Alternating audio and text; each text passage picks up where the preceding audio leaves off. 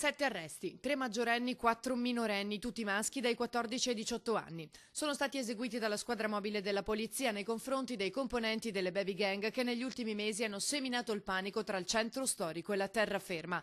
Sono tutti italiani, qualcuno originario dell'est, prevalentemente veneziani e trevigiani, con un comune denominatore. Una giovanissima età, una spregiudicatezza e una gravità dei reati ancora scritti. C'è grande amarezza per queste misure restrittive che vanno a toccare soggetti giovani o giovanissimi che sono destinatari di provvedimenti significativi e importanti. In carcere c'è anche un minorenne ed è un segnale estremamente significativo in azione incisiva della procura dei minori e la gravità dei fatti attribuiti a questo soggetto minorenne, che ha superato anche quelle garanzie di cui godono i soggetti minorenni, proprio per la gravità degli episodi in contestazione e della certezza degli elementi a suo carico. Eseguite anche 12 perquisizioni domiciliari.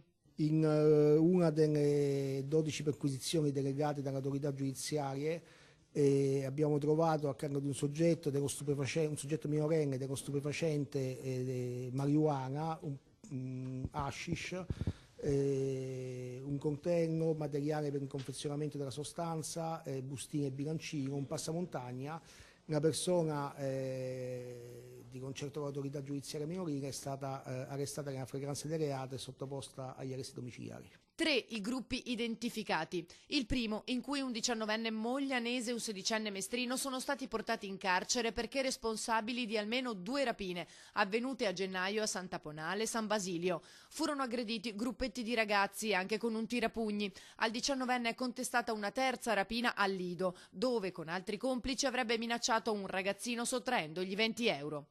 Il secondo gruppo ha agito a Mestre, tra Piazzale Cialdini, Madonna Pellegrina e Piazza Barche. In carcere un 18enne mestrino, accusato di furto, danneggiamento e tentata estorsione, era giunto poche settimane fa da un provvedimento di sorveglianza speciale. Furti e danneggiamenti, molti nei garage di case private, uno al liceo Guggenheim, uffici Veritas e all'ANAS, dove sono stati rubati 3 veicoli. Terzo gruppo. Un 18enne è finito ai domiciliari, 3 minori in comunità. Sono responsabili di una tentata rapina avvenuta a febbraio ai danni di un bengalese picchiato violentemente, anche con un ombrello. Ci sono 19 indagati. Stiamo lavorando e a questo proposito sono state eseguite oggi anche una dozzina di perquisizioni. Stiamo lavorando per accertare la responsabilità degli altri soggetti indagati.